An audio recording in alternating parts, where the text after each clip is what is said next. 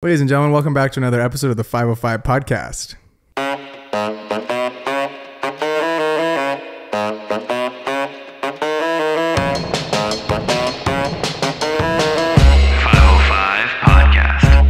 Today we welcome a very special guest. He's from Rancho Cucamonga, California, and played professional basketball in Slovenia, Israel, and Italy. He is also the CEO of Swish Cultures. They were the first media platform to cover all areas of basketball. From the NBA, Women's NBA, Overseas Pro Leagues, G League, NCAA, and even high school hoops. They truly encapsulate all that is basketball. Please give a warm welcome to Jordan Richard. Woo! Yeah. Crowd goes wild. Let's go. Welcome to the show, my boy. Let's go. Man, I appreciate you having me. It's an honor, honestly, being here. Like, I just remember starting and meeting Braden, and now we're here, doing the podcast together. It's crazy. How did you guys meet? Just covering the games, right? Oh, nice. Yeah, right? That's how. Yeah, it was honestly my first year covering the team, yeah. Oh, that was your first year? Yeah, it was the first year, and honestly, I thought it was a jinx of the team. So many crazy things happened in that first year. We can talk about that later, but wow. We're definitely going to talk about it. But I want you to start us off with the one-handed crack. Oh, yeah. So give it to us. It's just got to be off the table, and we will give you a score. All right, we'll do the Braden special. Okay, here we go. Oh. That's a week. That's terrible. That's terrible. I've seen so many of your videos. It does not sound like that. It's okay. It's okay. We're gonna give an NA, but we'll get back to this. Yeah, we'll facts, get back to facts. that. Yeah, I think it was a lemon in the factory. Yeah, bond you, I think so too. Yeah. I don't think that was your bad. I think that was. I think they drink's super bad. glued that one. Yeah, You that guys are trying to make me feel better. Yeah. Dude, I still can't do it. It's super tough. Yeah. Braden's like the only one We I had a know. guy do it with his mouth once. Yeah, Really? we had one guy not be able to do it at all. Remember? Yeah. Yeah. It's okay. It happens. So you went to Cal State LA. Yeah. And you currently hold the record for the most blocks in a season at 75. Wow. 128. 128. My first That is year was Wikipedia is lying. That Well, is yeah. so like my many. first year, I had 75, and then the second year, with Cal State, I had 128. You said I And that can was almost double that. That was your senior year. Yeah, my senior year. That Okay. is crazy. What was the previous record? 74, I think. Yeah. So you one up You them. won up And there. then, Really? and then you destroyed it. Let me show you really what I can do. Yeah. You're just Yeah. blocking like 2 shots at once at that point, you know?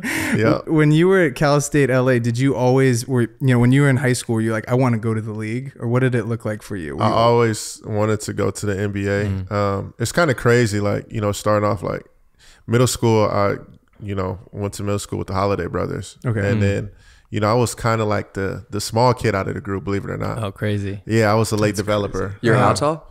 Now I'm 6'9". Yeah, but before I was like, small. Like my freshman year of high school, I was point guard on the team. I scored on the wrong basket. Everything that could have went wrong, like during them times, like I had a big foot. Like I was like 14 years old. I wore a size 14, but I was a late developer out of everybody in the group. So I grew up with a lot of talented players.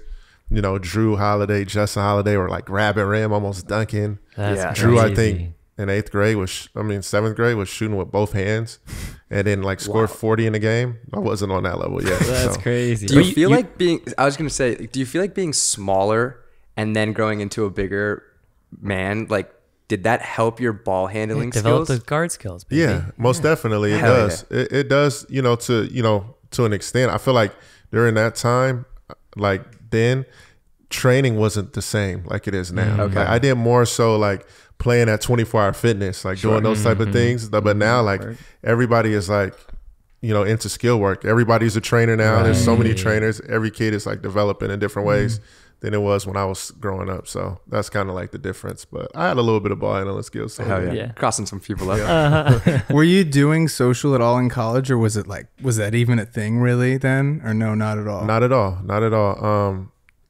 Social media started really going for me probably at the end of college. Me and Cassie Athena, famous like photo, she does photography. She's like done. I mean, if you've seen her work, like, yeah, like we did some stuff together, like more so off of just friendship, and we did a show called Through the Lens where I just kind of came up with the questions, like for the interviews, but no editing, no anything. And yeah, like it's just kind of crazy how that came about, to be honest with you. No, Through the Lenses just continued to go on. That's crazy. Yeah. Where did that live? Was that on YouTube? Yeah, it was on YouTube. Like it was like D-Lo's first year when he came out.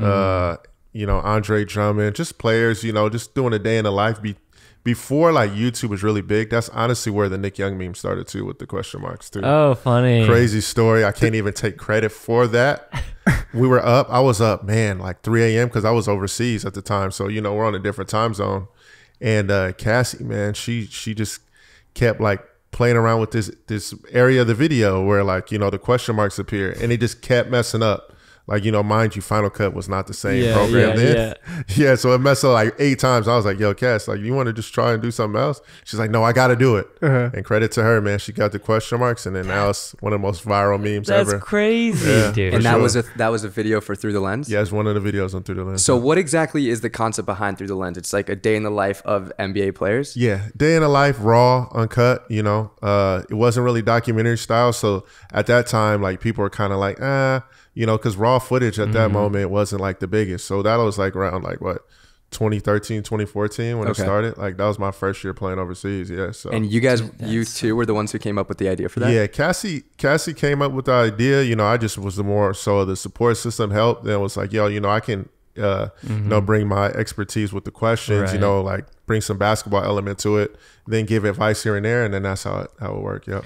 With Through the Lens, how much of being a player helped you with curating like the questions and forming that relationship? I feel like when athletes meet each other, you kind of have that mutual respect of like knowing what each other's been through. Yeah. Of course, everyone's like upbringing is different, but like, how do you feel like that helped you curate those questions and like form those relationships? Because maybe some of these players you had like met before, maybe some you hadn't, but it's kind of like when you show up to set and you're recording, like you want to try to build some rapport with those players like right off the bat. Yeah, I mean, you know, it was honestly everything, you know, just knowing how it is to, you know, I always want to be positive, like, especially as a player. Like, you don't want to be negative, like, in terms of, like, asking them different things. So a lot of times I would just go off of my own personal experience. And then just like you guys just did, doing research on somebody. It changes the whole dynamic of the conversation.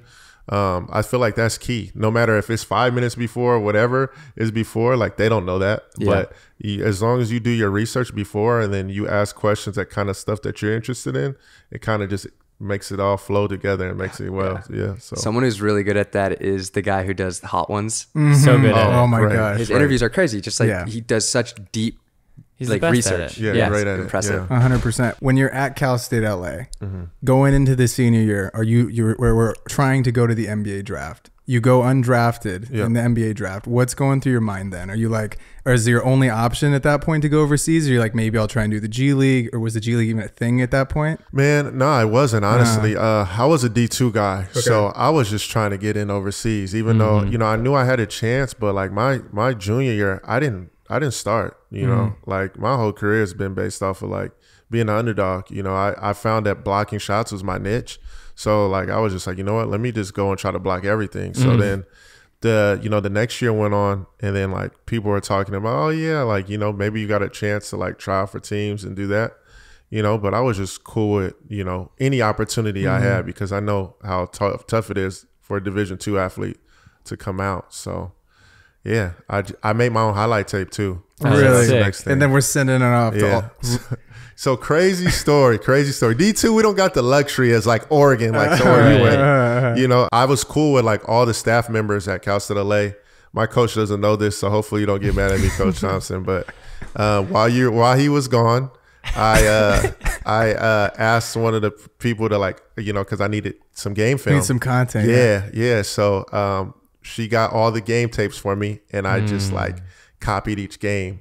Oh wow. Like, and then I made my own highlight. Me and my moms made the highlight tape. Shout out moms. That's crazy. Shout out moms. Yep. And then an agent saw it, and I was like, you know what? That's God's blessing right here. So yeah, and then I ended up signing with an agent after. Yep. And so you played your first year in Slovenia, right? His first year in Slovenia. What was that like? Because Slovenia at the time, I mean, what year was that? That was 2013? 2013. Okay. Man, Slovenia was an experience. Mind you, like, it's just crazy how like time evolves, like especially with technology. So when I got off on the plane, you know, to Slovenia, my phone didn't work. Actually, I got to Venice first. Venice, right? Italy? Yeah, Venice, Italy. My phone didn't work. Nothing was working. No Wi-Fi, you know, at the moment. And I was like in the airport maybe for like 2 hours trying to find the person, because I had no way of communicating. No one speaks, you know, people speak English, but if I'm asking, I'm, at that moment, I'm talking fast, doing all the Right. stuff I wasn't supposed to be doing, like in terms of talking. So people probably didn't understand me, so they wouldn't answer. So finally, someone picked me up. We had to drive like 3 hours in a scrunched up car. Okay.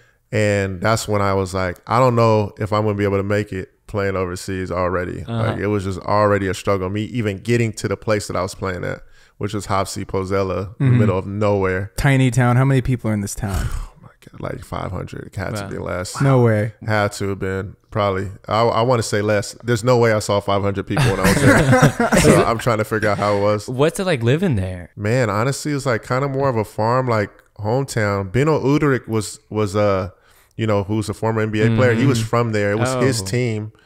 And, I had some really good players on my team, but it was just a struggle. I got really sick one day. This is how I knew I was like, I'm in a foreign country. They were like, yeah, like, let's go to the bar. So I went to the bar, and then you get some shots of whiskey. And then like it was medicine or something. I was like, It's oh, crazy. wow. Yeah, This will fix you right up. Yeah. It fixed me exactly. right up, right? I was just like really sick at that time, but it was just tough, man. Like a lot of different elements that I didn't know. Yeah. Were the other guys on that team American, or were most of them just like completely foreign? Did you guys all speak English? Like, how did that work? Only one American. There's like one or two other people that really spoke English. The rest didn't speak English. So you kind of work your way around it. I talked a lot with my teammates and stuff with my American teammate, because we lived together. So that's kind of like how I like figured everything out. Is it a universal language? Like, I obviously didn't play basketball, so anybody you could talk to them about it, even if they didn't speak English. You were like, okay, we got it, X and O's right here. This is what this is looking Me, like. I block. I'm the blocker guy. Yeah, like they speak but it's so broken, bro. Right. Like especially with me, like I came from a Division II, so like some things like and some philosophies were a little different for me. So like in terms of learning, like they would get really frustrated like with stuff. Like my first year was like really tough for me. And I honestly ended up transferring and going to another team because it didn't last at all. And then they ended up bringing my replacement player that was there, and me and him had to play each other one-on-one. What? Yeah, it was crazy. A lot of crazy Like to stuff. win the spot? I don't think it was to win the spot. He was my replacement, so I thought he was coming just but we Just for played fun. once. Yeah, we just played That's once in weird. practice. But a lot of those things I never saw ever again. So it's just weird. Like I don't feel like that's an overseas experience that I had. But yeah, like that's some of the stuff I was dealing with there, which is very odd now that I think about it, because over the 8 years I never saw anything like that again. How far into those 8 years that you were playing abroad did you start getting into like creating content for social media? At the end. And then, Yeah. Were you doing it for yourself at all, or it was really non-existent, right? Like overseas coverage wasn't a thing. Yeah, it wasn't a thing at all. I did a lot of my highlight tapes, and I did that because I wanted to go to the next team, because each year you transfer to different programs each year. And I was doing that, and a lot of my teammates are like, bro, you gotta make me a highlight tape. I gotta show this back at home, put it on IG. And so I was just always doing that after every game. If I like cooked, I was like, yo, let me go like make a little highlight tape. Did you taught yourself Final Cut Pro? What kind of equipment did you have at this time over there? I just had my MacBook. That's it. I didn't have no camera, anything. And then 2018 is when Swish Cultures started, because I was just like, man, over time, I'm seeing all these players. Like even going back to Slovenia, I remember seeing Boban for the first time. He's playing in like Serbia. I'm like, man, this guy is huge. Like That's he sick, should be in dude. the NBA, you Yeah. know? And then I heard about Luka Doncic in Slovenia, because he's from Slovenia. Yeah. And he was 14 years old. Yeah, because they start him real. I remember we drafted Ricky Rubio, and they're like, he's been playing in Spain since he was like 13. Pros. Yeah. It's crazy. When was the year that LaMelo and Jello went to Lithuania? Oh, that was wild. That was 28. Was that around that time? I forgot when that was. It's crazy that you even mentioned it, because they're from the IE. So Yeah. a lot of my close friends, like me and LaMelo and them had the same agent. So when they went to Slovenia, went to Lithuania, excuse me. I was telling Harrison, I'm like, man, that's a tough spot. Like the first year, I was like, maybe take him to like Israel or something like that, like where I was, like after, and just that whole story in general, like, just some of my friends, like one of my friends, Darren Moore, who like, does a lot of Lonzo's day to day. He helped me a lot overseas. And then he stopped playing just kind of abruptly, got hurt and then just stopped playing. He was like, yeah, I'm training these ball brothers. I'm like, what? You doing what? Crazy. Like, this is our dream. Like, we've been waiting for this forever. And then next thing you know, a year goes by and like takes over all of the Inland Empire too. Took over the world, to be honest with you, in terms of that. Like what they did was crazy, to be honest. I studied abroad in Oslo, and my roommate was Lithuanian, and this dude knew more about basketball than anyone have ever. They love basketball over there. He was like, he kept telling me, he's like, we're going to beat you guys in the Olympics. I'm like, no, you're not. He's like, in 10 years we will. I'm like, probably not. But he knew he would stay up all night to watch the games, dude. I'm like, yeah, I'm from Minnesota. And he's just listed me like the whole roster, like top to bottom. They love basketball over there. Yeah, pretty fun. Yeah. I watched the Redeem Team documentary on Netflix recently, and I watched the And One documentary on Netflix, and great documentaries. But the And One is a crazy story because they were like, we were big in the States, and then we went abroad, and like we didn't know how it was going to be received over there. And he's like, we were bigger abroad than we were in the States. It's like, it's crazy how the NBA has really become this like cultural so international game. too. Yeah. What was the fandom like in Israel? Was it anything compared to, like Slovenia? Was it completely different? Were there more fans in Slovenia? And did you have a favorite place that you played? Huh? Did you have a favorite country? Yeah, Israel. I had 3. It's Israel, Italy, and Japan. Oh, that's cool. For sure. Japan. How long did you play in Japan for? For a year. And was it like packed? Kind of crazy is that when I met you right after that, I went to Japan. For like a year. Crazy. I was gone, no. Right before I met you. Yeah, right before. I was like, you didn't go anywhere. I feel like because COVID hit. Yeah. Right before. Sorry about that. Yeah. And you were over there for a year. Did you love? Japan was incredible. Man, I loved it because I was in Tokyo. And that's fun. People don't realize how big Tokyo is. Huge.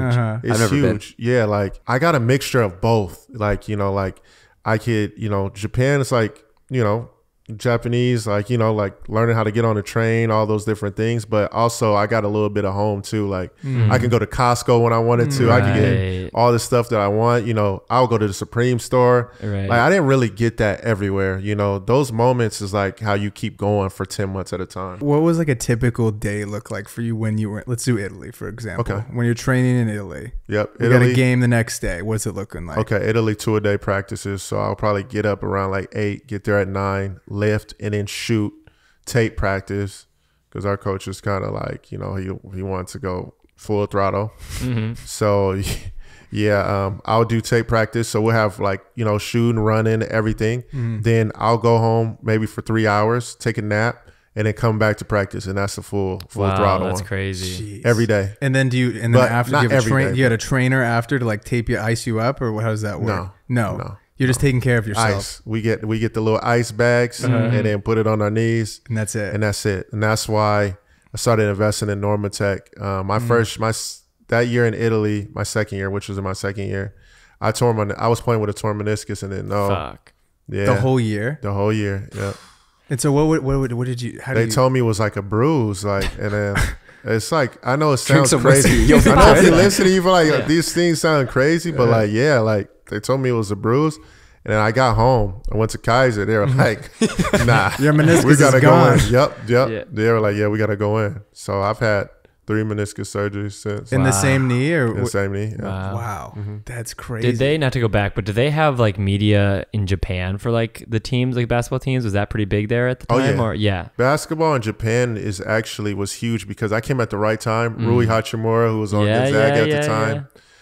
It's crazy because like, I ended up being cool with his agent. And you go into Foot Locker, you think you're going to see like Kobe jerseys and stuff. No, I see the Kobe jerseys on the outskirts. I'll see Rui Hachimura and Yuta Watanabe jersey in the middle. And I was like, man, like basketball here is going to be the next big thing. Yeah. And I can see NBA has tapped into that because now we have NBA games. But for the longest, people thought it was only strictly going to be baseball and soccer.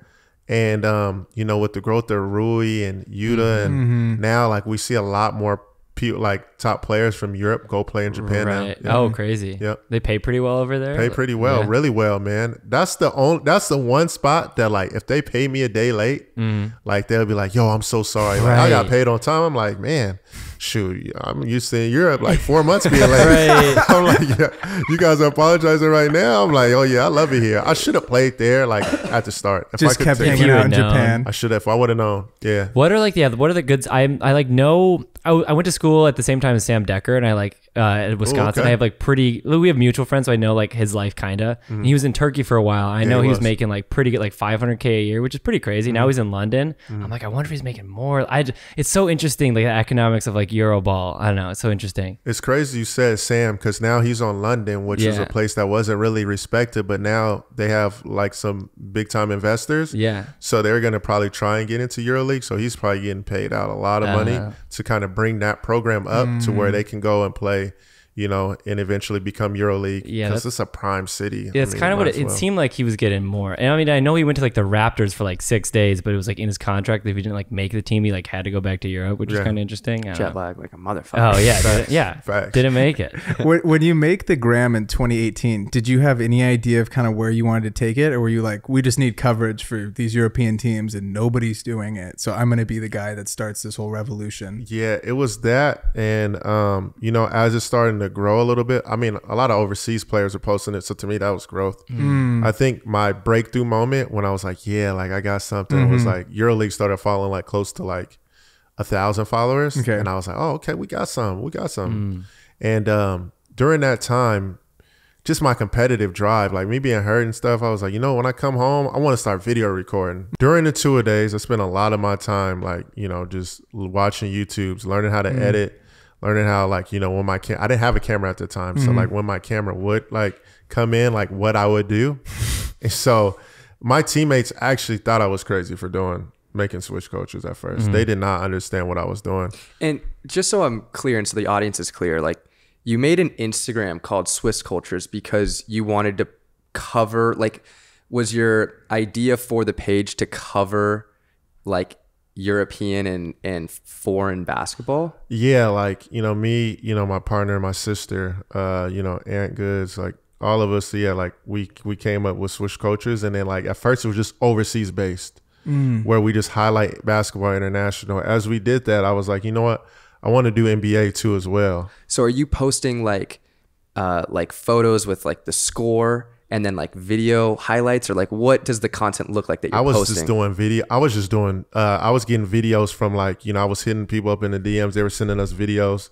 And then like I was making highlight tapes out of them. Kind of like what I was doing like with my own highlight tapes back. So you're getting sent the content Yep. from different teams, different players, and then you're chopping it up. Yep. Got it. Okay. And are the best guys starting to see it, and you're like, oh, I just got this point guard that just dropped 30 this weekend, and this is gonna do well. Yeah, I was posting like a lot of guys, like former NBA guys like Marshawn Brooks, like Bobby, like Brown, like just guys like that are playing in China too. And then like I was starting to get like those players like reposting it, and I was like, you know what, I got something in terms of that. But you know, with overseas, it's a little smaller niche. So like, you know, I was like, you know what, I want to continue to grow and like intertwine it to where it all can be meshed. And then I started posting NBA, and then like at that time I was getting no hits for NBA at all. Nothing. What's the page at this point? 1 year still playing. What's it at?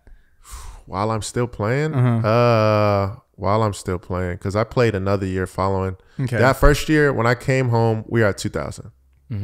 That's crazy. And I was like, yo. That's like, in 2018. Yeah. And that was post Japan or post Israel? Or post Italy, I mean. Yeah, post Italy. Okay. I wasn't in Japan yet. Okay. Got it. So you're just coming home, you're cranking out these clips. Came home, cranking out clips, and then that's when like the networking started. Yeah. And when did your sister Ashton come on to help you? 2018. 2000. Right when I got home, because she was playing at Cal. Okay. Oh, she also plays ball. Play volleyball. Oh, sick. Yeah, she was athletic family.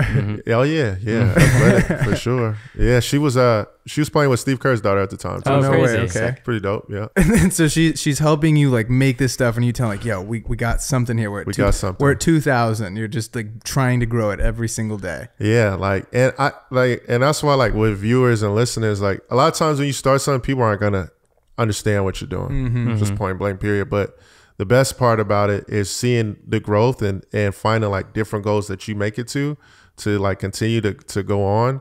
And I mean, just being, you know, persistent, I would say more so. Yeah. It's so interesting you say that. I saw Mr. Beast. You know Mr. Beast, YouTuber? You said yes or no? No. Okay, so he's like the biggest YouTuber. He's got like, I think he just Something surpassed ridiculous. 100 million subscribers. And he makes these ridiculous videos. But he dedicated his like whole childhood to wanting to become a YouTuber. And he basically said, when you're in it, before you blow up and people are seeing how much time you're spending on this thing, they're like, you're crazy, you're wasting your time. Right. Then once you blow up, they're like, man, he was so persistent, had crazy work ethic. Like, of course he made it. Right. Like, it's not usually until you blow up and people see the proof that you made it that they then credit you for putting in the time and effort into it at the start. Yep. And don't wait on someone else to get something done for you. You Right. can't. For the longest time, like I would tell people the idea, you just like you having a meeting with someone, they're like, yo, let's do it. Then you hit them up when it's time to like get something going and nothing happens. Right. Like I think that's been great for me, like dealing with those things. When people shut those doors, like, you learn and, do it yourself. Like we're in DIY like era right now. I feel like a lot more people need to like embrace that. You don't need someone else to do it for you. You can do it. And even though like, you might think something's cheesy, someone else might like it. And then you'll start seeing your growth over the years. Cause I was putting fire in people's eyes, learning After Effects, doing crazy stuff. Then now I'm like, yo, that was really corny. But you know what I'm saying? Now, like, I still kind of appreciate it because I know like what I had to do at that time to learn that. Right. So yeah, it was cool. No, I mean, you started something without even having a camera. You Right, started it's making like crazy. a media agency without a camera. Yeah. That's crazy. Yeah, it's I think wild. everybody is always, I feel like they're in that weird state of like, I don't want to start until I have Like the everything stuff. set, until I have the stuff. You're like, fuck it, I'm just going to start and I'll Right. figure it out as we go and continue to grow this brand. Yeah, it's important. Yep. So you come back in 2018. Yeah. You have 2,000 followers. You're like, we got something here. You still want to play overseas still, but then continue to grow this. And then like, how does it turn into like a full-on business and like what you're doing full-time now? Man, that summer, honestly, that's when it started. I started connecting with trainers on Instagram before I got home. And I was like, yo, this is what I want to do, like here and there. But, Olin, Chris Gatson were like two of the first people I did stuff with. And you never know, like when you make a relationship, you never know what that person could turn into.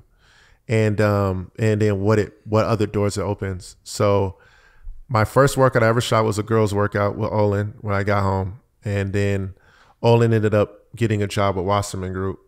And funny thing is my first pre-draft was that summer, which is pre-draft is like when you film like the top draft picks. Okay. So I had Shea Gilgeous-Alexander and he was working out at St. Monica's right here. Okay. So I was doing that, and I was doing a lot of De'Aaron Fox's stuff and Lonnie Walker's pre-draft. Oh, Okay. crazy. Same Big game. draft.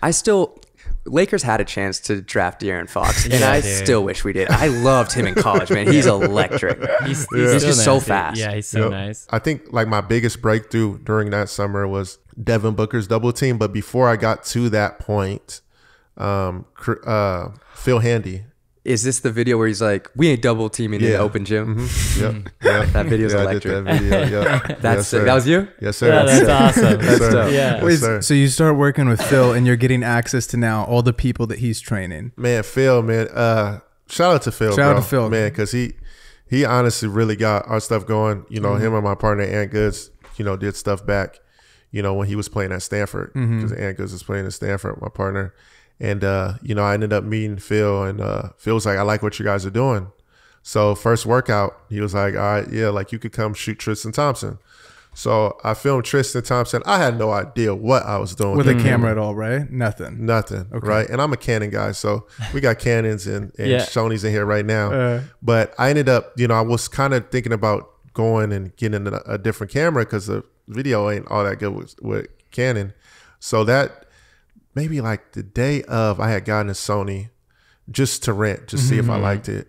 And next day he was like, yeah, I want you to come to this workout, and come do there. And I just taught I was like, it's probably not no one crazy. So Right. I'm just going to bring the Sony. Man, I went to UCLA, bro. And mind you, I walk in, it's Kevin Durant. No way. I'm like, mind you, and I'm like learning the Sony. I'm like, oh my gosh. Like if this doesn't go in, it's over. It's over. It's over. Never again. Never again. It's just crazy. Like, I honestly remember that day like it was yesterday, because I remember I sat down and I didn't know if I was going to record that workout. I just come and like, I was just like, he was like, just come to a workout. I thought maybe I could. So I brought myself, of course. And then he went up to talk to KD and he was like, yeah, he's good. And I recorded that workout. And at that time, it was against basketball culture to me, for me to like give all the teaching points. So I did a lot of the workouts. Okay. I showed all the stuff. But when they would start talking, I would put my camera away, because I thought it was like against the culture to do that. And just, my basketball instincts. For sure. But, like. Just being respectful of that environment. And then right after I finished, Dwayne Wade walks in. I'm like, oh, damn, man, I got to record D-Wade too.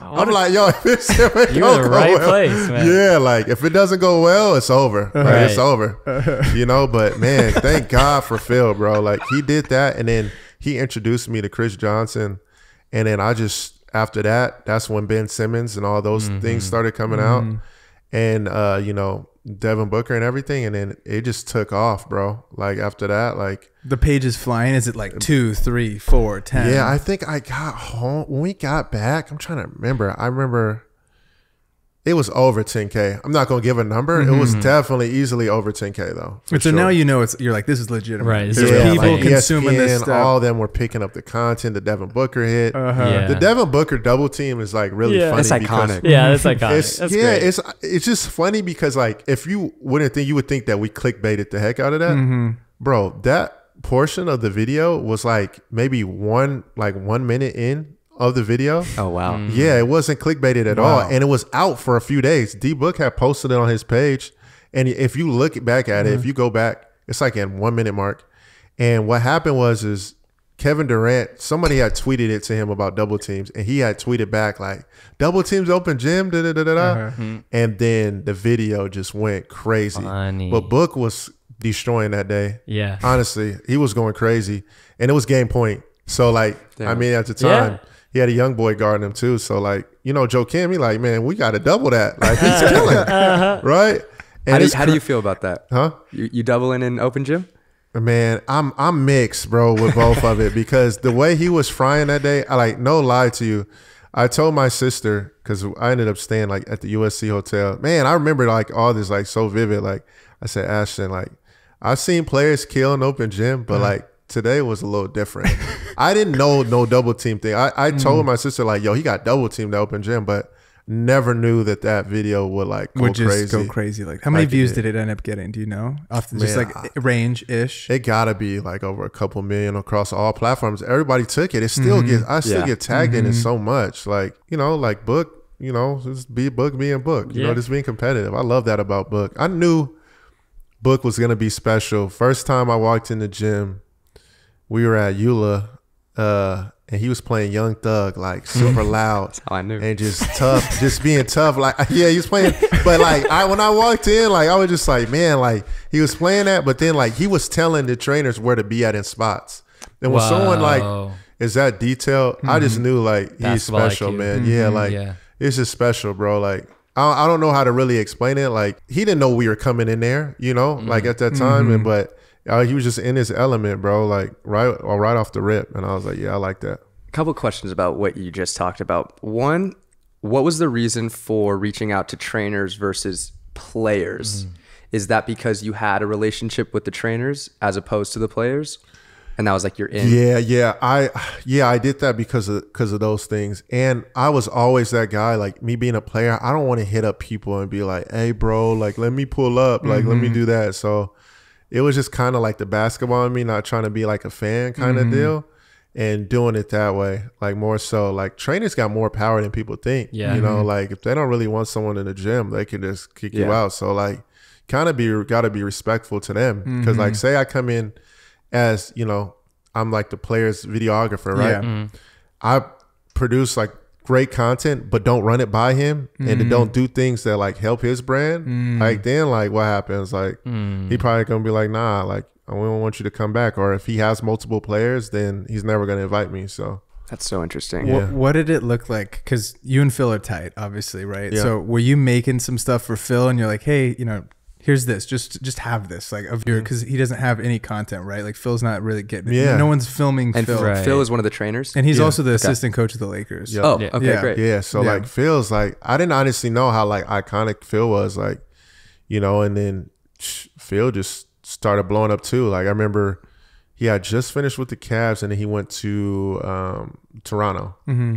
Then he won a championship when I got home, when I came back. And then that's when he went to the Lakers in 2019. 19, yeah. Yeah, won and another. I was like, and then won Yeah. another one. Back Yeah. to back, Crazy. right? Yeah, so there's just crazy, like, you know, just getting advice and stuff from him. Just, and the biggest thing that he told me from day one is that, and the thing that kind of like stuck with me is that he had another trainer whose name is Jordan Lawley, J Law B-Ball, who's down in where's he in Orange County doing his thing.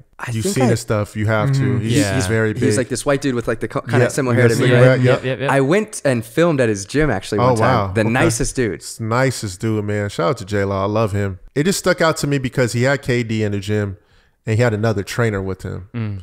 And Phil told me always, like, you know, when you have, you know, spread knowledge with the game that you're doing. Like, so when you get good at whatever you're doing, you know, help others. Don't be that person that don't help people, you know, get to the next spot. I like that. And like when he told me that, it just kind of like resonated with me, like, you know, forever. So That's I think it's awesome. dope. Yeah. No, that's why we started this. 100%. You Right. know? Exactly. We had a photographer named Danilo Lewis, and we were talking to him, and he gave us the advice of everything that I'm telling you, all this knowledge and game that I'm telling you on this pod, he's like, it's not for you guys to keep, it's for you to share. And I love that mindset. Love that. Yep. Another thing I want to bring up is the fact that you were building something for a while, and then you came back and you're like, okay, I finally feel like I have something here. Now it's time to network. Right. I think that's so important. I think a mistake people make with networking is they can reach out too early, or they haven't put in their time and built something substantial enough. And then if you like hit someone up like, yo, let's work, or like, can I film? And you're not really at a certain caliber, or haven't really built something substantial, people are like, why would I work with you? But I think it's really interesting that you built something for a couple years, and then you're like, okay, now I have something. Now let's like go to work and network. And then I think that's what allowed you to, you know, get in those, get those opportunities for those open gyms. What is your thought, since you brought that up, what is your thought about getting paid for work now? Because a lot of people, I see a lot of young people come up and they feel like, yo, like, say I like have an opportunity.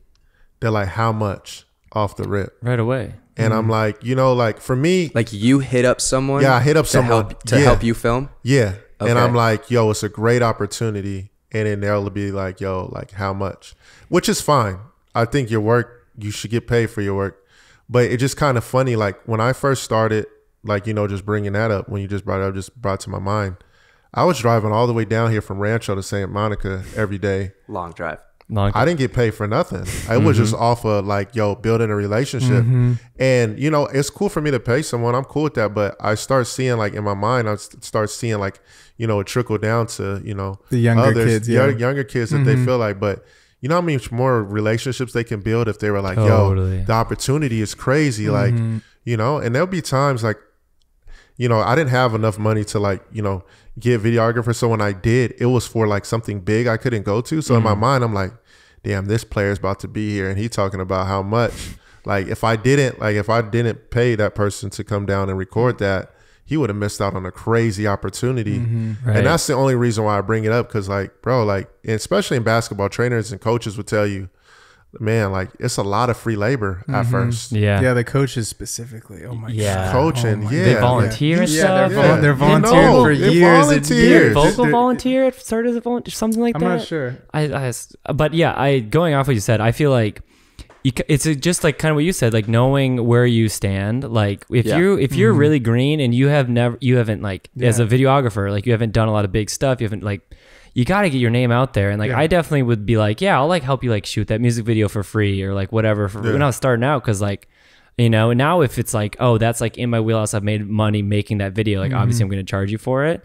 But yeah, if it's like something you haven't done a lot of before, or you're just like trying to get your foot in the door, like if you're not paying like if you're like, yeah, it's like you got to know what's the opportunity. Yeah. And there's still some things I would shoot for free, like literally. Free And I work make a has living made me off the this. most bread. Yeah, exactly. Free work's made me the Exactly. most. Thank Absolutely. you. That's what I wanted to ask. 100%. No, it has. I think that when I started, I told this story last week, but I was when I was at Oregon, I remember I had this job, and I got the job at Oregon, and I was like, my rate's now $1,000, and a job came to me for $500, and I was like, no, I don't do that anymore.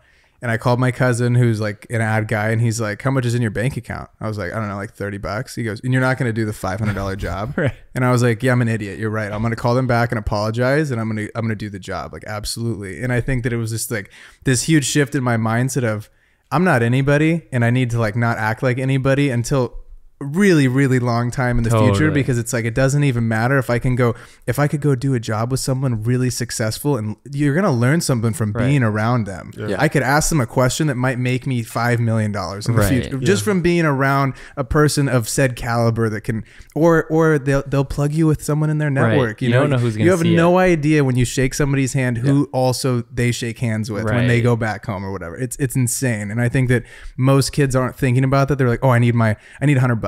Who fucking cares about the $100 when you could be paid $15,000 in the future from said person? Or it's like, oh, if you do really well for me right now, I'm going to plug you for the next year. And people don't think about that anymore. They're always so quick to be like, how much or whatever. Yeah. And when you do that, when you're in that mindset, you're not thinking about networking with anybody in the room. I've learned that, from the beginning. There's been a lot of people that I've met. I mean, I don't want to name drop people's names, but I met a lot of people just off of being the person and be like, hey, my name is Jordan. And then I'll have a conversation about some off-whites. And then next thing you know, I'm like, oh, shoot, that's like a big time agent. Like, I didn't know. Like, and like, when you go in the room, like if you just all money, like totally, like you're gonna miss out on them opportunities to just network. Like a lot of times when you come into a room, make sure you introduce yourself to everyone in that room, because you don't know what that person is or can become. Right. And I think this new generation I've been seeing, hopefully they can figure that out. But because I see a lot of videographers, I'm pretty sure you do. Especially there's so many, and like. The thing like with us, there's so many people that are better than us, but I think the thing that we have over is that we have relationships with the people. Totally. That's relationships is everything. We talked, we talked about that the other day. It's like, you can make cool shit dope. Like a lot of people can. Can we hang out though on the side? Right. Like, can I hang out with you for an extended period of time? Like after the shoot's done. After the shoot's done, exactly. And that's like, people are like, oh, I want to work in the NBA. Like, but would you ask LeBron for an autograph if you got close to him? And people do that. Like, people do that. You know, you got to think about that. It's like, you just treating him or her like a person, like a regular person, just like you would like to be treated. And I think you'd be surprised at the relationships you're able to build off of that, rather than, like you said, just going straight for it. I mean, the networking is just, networking is like, I feel like the most essential need, especially with everything that you're doing, because that's how you get there. In my opinion, I feel it's that way. I mean, that opens so many doors, is networking. Yeah, you just never know what's going to come of a certain relationship. And like going into networking, like trying to quote unquote network, I think is the wrong way, because I feel like that ensues that you're trying to get something out of someone, as opposed to going into it being like, I just want to form a friendship, a relationship, a working relationship with this person, and like not asking them for anything off the rip, and building that relationship, and then if an opportunity comes of it, great, and it's more natural, and then you get to work with that person. You're on every app. You're on a podcast, you're on Instagram, you're on TikTok, you're on YouTube. But we went and dove on each of your platforms. They're not all the same. So you have a voice on TikTok, and we were talking about, I showed them a few of your commentary clips, and I was like, this is such good content, because he knows so much about basketball, and you're also entertaining. So it's like, it's a completely different vibe, rather than just a journalist or a writer, like giving their take on something. It's like, this guy played pro ball, but then you go on your YouTube and it's completely different, and you're on the gram and it's completely different content. So how and why do you think each platform you've created like has such a different voice? Because I think it's incredible. I think most people mess that up. They're like, oh, I'll just go get my YouTube stuff, I'll post on TikTok, and why isn't it growing? And you've obviously done something right, because your TikTok is at 343,000 and your Insta is at 333. So you've grown all of these apps separately. Like, how have you, looked at the voice that's on there and said, okay, like this is the outlet we're gonna take here? Man, and that's what we talk about with just being in the room with people. Jester and Chris London were big YouTubers. and they used to come in the gym, and then I used to is Chris London the basketball YouTuber? Yes, sir. Efron shoots with them. Yeah, With the Too Hype. Yeah. Yep, Too Hype. Yeah. Yep. So Too Hype used to always be in the gym, and they kind of like it's kind of like what got us started, and just seeing how they were, on the platform, and I learned how different it was from anything else. 10-minute videos, over 10 minutes, just kind of like getting the viewer interested, and then for the whole 10 minutes, and showing the mistakes, doing that, because you have different audiences on different platforms. Some people want, now on social media, what's killing a lot of people is they just want quick edits, but YouTube, like, they want the longer form content. That's what they go for. A lot of people don't realize that platforms are, different from each other. And that doesn't mean that don't post the same stuff that you do on those platforms. You can, but make stuff that's more geared towards, that platform. That's what I did today. I mean, or we just did Lakers practice. Like, I did a video of, what I saw at that practice, but I made that one for YouTube, and then I'll do some short form content for, what happens, that I like, that people will like on Instagram. Because I know they're not going to watch a video that's over a minute on Instagram. Sure. Because they're not programmed to do that, So I just make two different types of edits. That's it. It's so interesting that you're like, I shot practice today. You have access to these practices of these NBA teams. And through talking with Braden, I understand how difficult it is for someone who doesn't work for a big publication or that team specifically to get access to this. Was the way you were able to get this access to these practices and these open gyms and stuff through those relationships with, what was the trainer's name? Like Phil Handy. Yeah. Or with, They helped me because, I did all of AD's I did right before AD came to the Lakers. I did, a lot of his workouts with Drew. Him and Drew were working with each other because they were with the Pelicans. I met Abigail during that time. She wasn't with the Lakers. And I just did that. But the funny thing is that I didn't get responses from teams at first. When I finally did get a team, I asked Phil like to help me with stuff, but I kind of did these ones on my own. I asked, the teams, and then when I finally got that opportunity, I told myself I'm never gonna let that go. So what I did was each time I got invited to a practice, I was there no matter what. And you're driving hours. I don't miss nothing. And you're at every practice. And I do that for all of us, because I know like next time, if it's someone else that's coming in, it's going to ruin it for them. So I just make sure every day. A lot of people don't know this, but like after practice, I stay until like 6 p.m., 7 p.m. Yeah, because if I go back home, it's going to be 3 hours of traffic right now. Right. If I go back Is to it rush Rancho. hour? Yeah, like, so I ended up staying like in the at practice facility. A lot of people don't know that. Everybody be gone. I'll be in there just working, editing doing your working. stuff. Sick. A lot of people too, like, man, make sure you have multiple talents. That's humbled me more than anything. Like me being a videographer and stuff is cool. It helps. But, I still got to learn how to write, do interviews. My first year with Lakers and Clippers, I never asked the question. Because I was just like, I'm just here to get the content. Kind of just like BTS, kind of fly on the wall type of vibe. Yeah, I felt like I wasn't really taken serious. I'm just being honest. I felt like I wasn't taken serious because I didn't ask questions. Even though I have all this knowledge, I was just scared to, because it's like, I see Jim Hill, people like that, like big timers, like big beat writers, They've been there forever. Yeah, Bill Pulaski, like guys I saw around the horn, like, I'm like, that's like a, like a prestigious group. So me coming in, like asking questions, and then people are like, when I first came in, like, it's kind of like a war zone when you ask for questions. Am I at first? No, it's not anymore. It is. Yeah, but totally. like, you got to like talk over someone. So for me, that's not really my swag, to be honest with you. Like talk over someone to get a question off. And then, so I never would do it.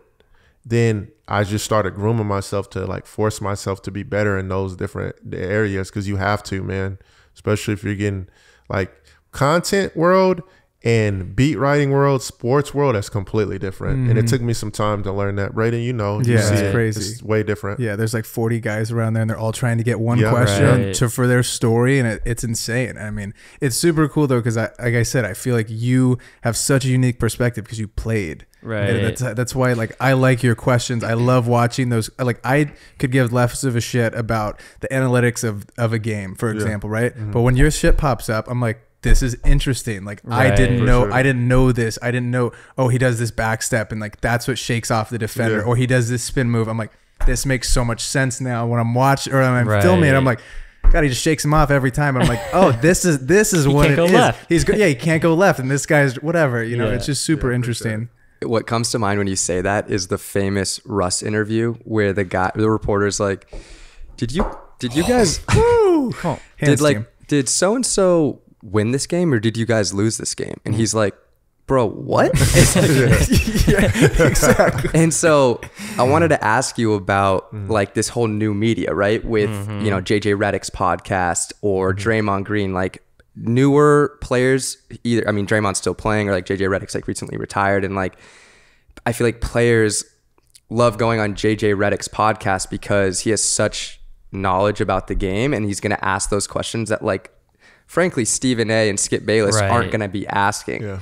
So how do you feel like being a former player has benefited you in like this line of work that you're doing? It helps in a lot of ways, but at the same time, what about the small players? That's the only thing. Like it's kind of a mixed emotion for me because I love JJ Redick, man. Shout out to JJ. I love what he's doing with the podcast because, you know, he does it the right way. Right. And he has knowledge, you know, and he's one of the best to ever do it. And, you know, shooting wise, I mean, what he did in college, like crazy. JJ is a legend, like when it comes to, you know, shooting and just what he's done from college, you know, up to now. So I love it. I honestly love that players have more of a voice, you know, and it kind of just shows, you know, like we talked about wearing multiple hats, you know, because they kind of like give you the raw feel to it too. And that's why people really rock with it. It's like a, you know, just like a conversation that we have here. It's a real conversation. And he gives his element, you know, that's super dope. The only thing is just that, you know, with that being said, like if you're not a big time player, that's the only thing I worry about with sports right now. Them guys that I see that are top notch overseas guys who I'm like, I'll go up to that are trainers and I'm like, oh man, I remember your career overseas and how they got to work themselves up. That's the only thing that I like been trying to figure out with the sports world is like, how do I get a guy like a Jordan Richard that came from Cal State LA that played basketball and get him to be taken serious and not get the door slammed in his face? That's like my biggest like thing that I've been trying to figure out. That's why no matter what situation I have, I'll make sure I'm gonna be there no matter what it is. Clippers, Lakers, I'm there for everything because I don't know what that door, I mean, I want someone else's door to open because of me, you know, more so. Right. That's awesome. That must be because you felt like an underdog your whole career. Yeah. Huh? Oh yeah, for sure. Nice, Most definitely. The Yeah. overseas game, man, is different. But I thank it because you don't never know like what's going to happen. You know, I mean, you never know like how things can help you. And all this stuff I went through overseas and me playing, like you said, like helped me get there. And I just use that as fuel, you know, always. So. Hell yeah. That's awesome. How did you go about like monetizing the brand? Because I think it's something that's you built it. You built the YouTube, you built the TikTok, but then how do you go about, you know, you have your sister on staff now, you have your two other members of your team on staff. Like how did you go about monetizing the brand? Well, now like ads, you know, YouTube, you know, more paid partnerships with companies. How do you integrate a paid brand partnership into the content that you do? My sister, I mean, she's been reaching out. We've had some people reach out too as well. That's awesome. So like she reaches out to companies, sends emails, but man, that process is tough in itself too. Like you don't get, a lot of times you don't get responses. A lot of people don't really realize that. It's tough, but we've been honestly blessed to like have people reach out too, and it's been more smooth of a transition because, you know, I feel like we started at the perfect time, man. We started at the perfect time. Like even like when the first year we covered like Lakers and Clippers, like Kawhi was on the team. Right. Man, AD had his first year with the Lakers. Man, that year in itself was crazy. Absolutely crazy. But yeah, like I would say that's been the reason for sure. What do you think the future is for Swish Cultures? More docs. More. We've talked about this. Yeah, that's exciting. We have a doc, you know, coming on my diet, and he shot a doc in Serbia about, you know, the derby. I want to do a lot more longer form content. I feel like highlights. It's just crazy. I always talk about being taken serious. Highlights are taken serious. I mean, as long as you show the game the right way, but you know, and when you come in the rooms, they're like, okay, you got highlights, but what can you do here? What can you do there? What do you have for A, B, C, D?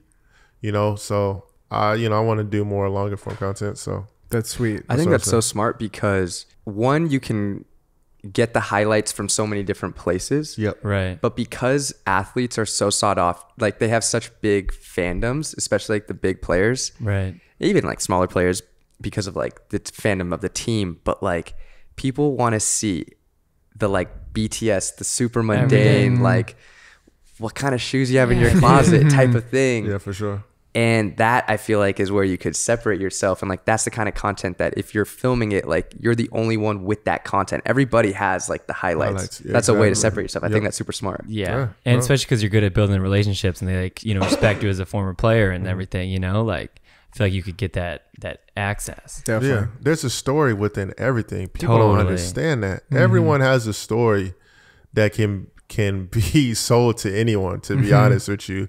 If we can go overseas and I can shoot a guy that's, you know, playing in Indonesia and then that story can pop off, like, to be honest with you, because all their experiences, that's what I think people need to understand. Like, there's a story made out of any and everything. I still feel like international ball, even like the interest is growing, like you were saying, like this, all the coverage over Wembanyama is just nuts, dude. Like I've never seen anything like yeah, that. and it's crazy, but like all the sports, like it's NFL right now, and everyone's talking about Wembanyama. It's so hard to say that name, but like, Wembanyama. Yeah. But it's just cool. It's cool to see like all the I don't know, just exciting. I feel like a doc about him would go crazy. Yep, NBA is streaming all his games.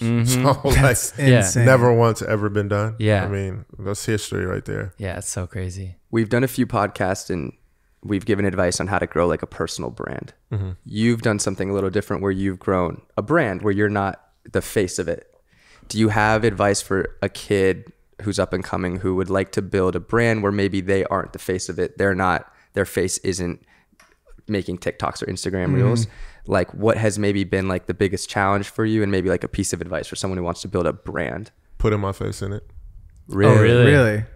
I've been told that I need to brand myself more so. And that's like the next step for me is to do that. I would tell them to do both, to be honest with you, because you got to put a face to the brand with everything, to be honest. Like, when I look at even every Facebook, Instagram, there's a face.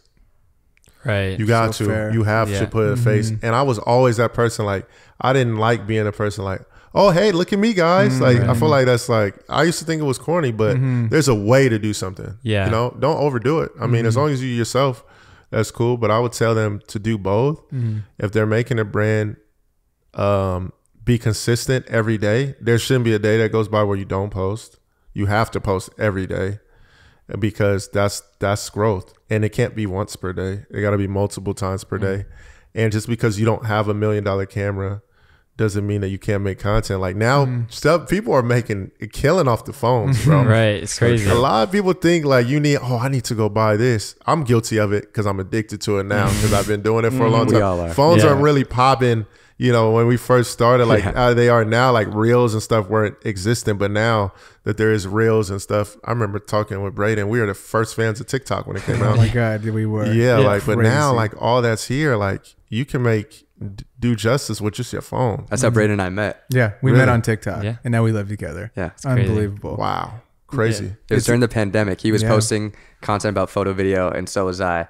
And I DM'd him because I saw that he I think I knew that he lived like in Around. California or LA kind of. And then they were roommates. Yeah. What's one piece of advice to close us off that you would give to your 18-year-old self? Oh, that's crazy. On this crazy journey of you know, going to play overseas and then, you know, creating this media conglomerate. It's awesome. Like, tell us something. Give me one piece of advice. You know, making more connections early. Okay. I start seeing why people are ahead of others early. They get that, you know, from the beginning. They start going and doing stuff, spending time in their summers, like making things happen, or like where they, you know, just making more connections and relationships with people, and then leveraging those out. If I was playing basketball, I would have used Swish to leverage out my workouts. Probably wouldn't have to pay for any workouts, because I'll do your workout. Like, I'll film your workouts after if you know, in exchange, do my workouts. So I could have got, you know, free away with train it. from the best guys. A long time ago. Wow. You know, so I would have did those things. And I would just say that's it, because all the stuff that I struggle with, I kind of like now embrace it, you know, because those things help you. A lot of losses help you get the W's. Yeah. You got to take losses to get W's in some way. So, You know, that's why I really respect it. Lakers had to get 6 Right. L's before they got 1 W. Right. Yeah, I know. Nah, but it's gonna be good in the long run. For sure. Where can the people find you on social media besides at Swish Cultures? Jordan Swish Cultures, Jordan Richard SC. They wouldn't let me get Jordan Swish Cultures on Twitter, but you can find me on Jordan Swish Cultures on every platform but Twitter. That one's Jordan Richard SC. Okay, there We'll it link is. it. We'll link them all below. Ladies and gentlemen, thank you for tuning into episode 48 of the 505 Nice. podcast, Appreciate and we'll ya. see you guys all next time. Peace. Bye. Bye. Appreciate it.